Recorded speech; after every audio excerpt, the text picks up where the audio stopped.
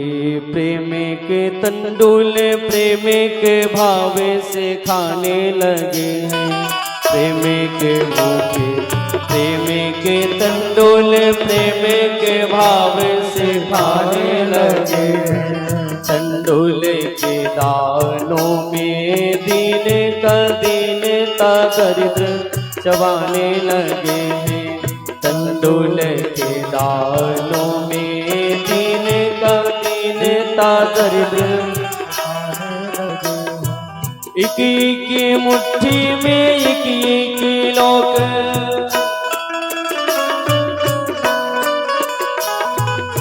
एक मुट्ठी में एक लोक सुदामा के भाग्य में जाने लगे हैं। एक मुट्ठी में एक लोक सुदामा के भाग्य में जाने लगे हैं। त्रिभुवन पति की देखे उदारता तीनों भवन थर्राने लगे हैं। त्रिभुवन पति की देखे उदारता तीनों भवन पहली मुट्ठी देते ही प्रभु ने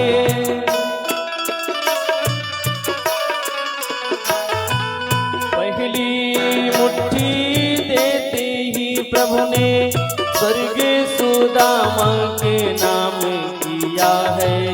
दूसरी मुट्ठी में पृथ्वी लोक का वैभव विप्र को सौंप दिया है। दूसरी मुट्ठी में पृथ्वी लोक का वैभव को सौंप दिया है। तीसरी मुट्ठी में देने लगे तो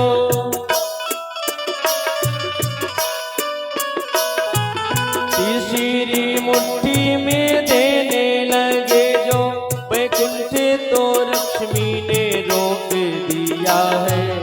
अपना निवास भी दाने में दे रहा कितना दानी ये मेरा पिया है। अपना निवास पिया है कैसा दानी ये मेरा पिया है। कैसा दानी ये मेरा पिया है। प्रभु ने एक मुट्ठी चावल के डाले चिवरे एक लोक की संपत्ति सुदामा के नाम कर दिए। दूसरी मुट्ठी डाले संपूर्ण पृथ्वी का वैभव स्वर्ग का वैभव प्रभु ने प्रदान कर दिया सुदामा जी को। तीसरी मुट्ठी में जब प्रभु वैकुंठ देना भी चाहे भगवती लक्ष्मी स्वरूपा रुक्मिणी ने हाथ पकड़ लिया। हे प्रभु क्या सर्वस्व दे करके स्वयं सुदामा बनना चाहते हो अथवा इतना दिव्य प्रसाद आप अकेले पाओगे? प्रसाद तो सबको बांट करके पाना चाहिए। और वह प्रसाद सबको प्रभु ने बांटा, सबने पाया, सब निहाल हो गए। अरे भैया सुदामा कितना दिव्य प्रसाद अभी तक छुपा करके तुम रखे। सुदामा जी ने कहा कन्हैया मेरे पास है ही क्या। अरे नहीं भैया ऐसी बात मत करो। सुशीला जी सोते रह गए सब। जब नींद खुली तो देखे बड़े बड़े विशाल भवन बने हुए हैं। अपने द्वारिकापुरी जैसे सुदामापुरी का प्रभु ने विश्वकर्मा जी को आदेश दिया। विश्वकर्मा जी ने निर्माण कर दिया। कहाँ तो भोजन के लाले पड़े थे, दोनों समय भोजन नहीं कर पाता था। अब तो राजमहल राजप्रासाद से घर दास दासियों से भरा हुआ है, कोष खजाने से भरा हुआ है। और आए दिन संत ब्राह्मण जीम रहे, हजारों संत ब्राह्मण आकर के प्रसाद पा रहे हैं। प्रभु ने कहा कि सुदामा भैया भाभी ने प्रसाद भेजा है। बोले हाँ कन्हैया भाभी ने तेरी भेजा है। तो भाभी ने कुछ कहा भी होगा। बोले हाँ कन्हैया भाभी ने कहा है। क्या कहा है बताओ? सुदामा जी ने कहा एक मास दो पाख में दो एकादशी हो मेरे घर गोपाल जो नित्य एकादशी हो।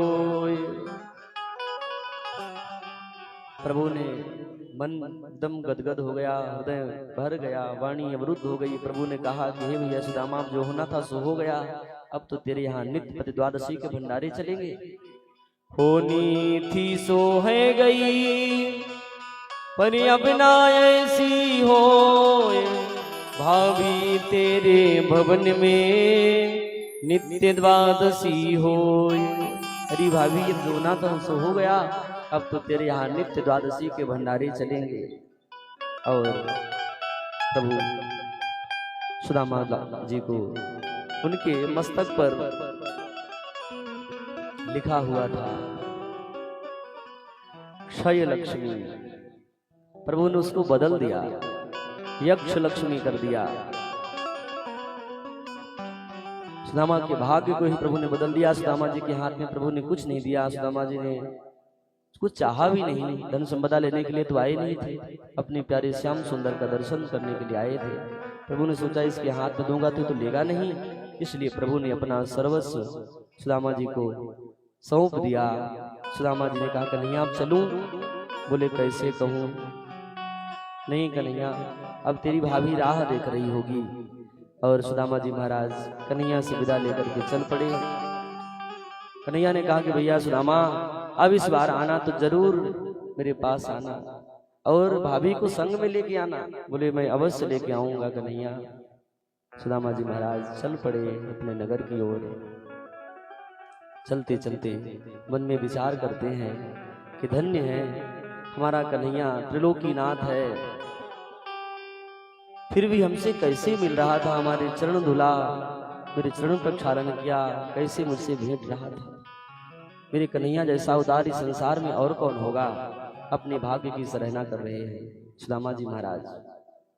चलते चलते सुदामा जी महाराज अपने नगर की ओर चल पड़े।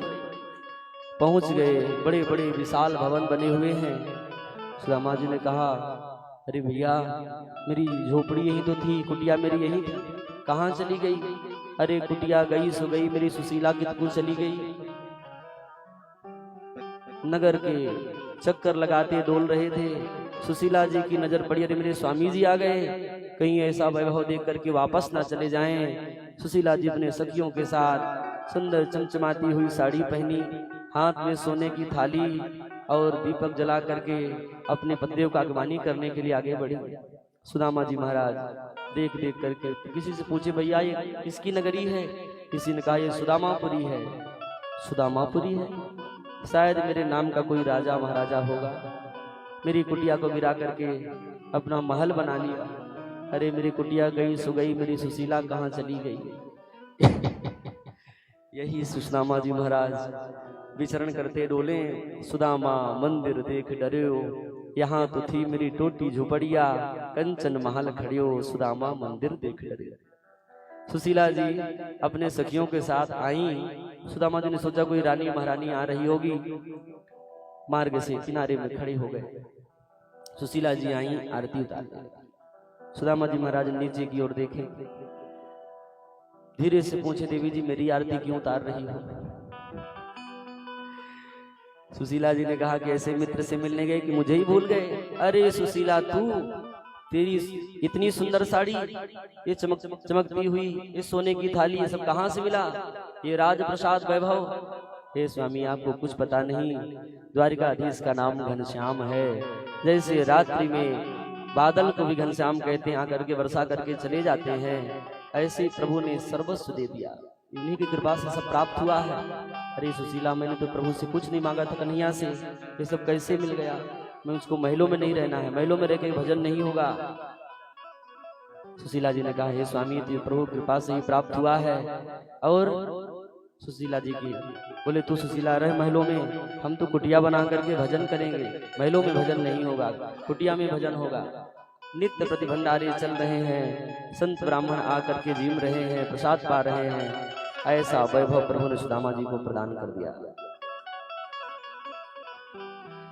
श्री द्वारिकाधीश की जय।